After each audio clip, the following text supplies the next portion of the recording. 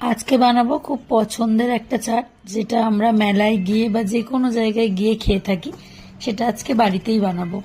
তার জন্য ফার্স্টেই একটা মশলা রেডি করে নিতে হবে। টমেটো, পেঁয়াজ, আদা, রসুন, কাঁচা লঙ্কা দিয়ে একটা পেস্ট করে নিয়েছি। এরপর কড়াইতে তেল গরম করে পেঁয়াজ দিয়ে দিয়েছি, গোটা গরম মশলা, তেজপাতা ফোড়নে দিয়েছি।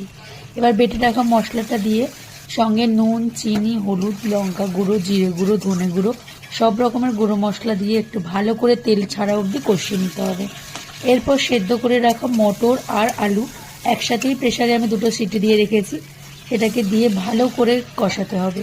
কষানো হয়ে গেলে এরপর এর মধ্যে একটু গরম জল অ্যাড করে দিতে হবে।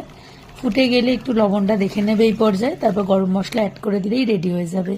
এবার এটাকে আরো একটু টেস্টি করানোর জন্য ঘুগনির ওপর দিয়ে লেবুর রস, একদম সরু করে কেটে রাখা শশা কুচি আর ওপর দিয়ে একটু ঝুরি ভাজা দিয়ে পরিবেশন করতে হবে। তাহলে রেডি হয়ে যাবে টেস্টি টেস্টি ঘুগনি।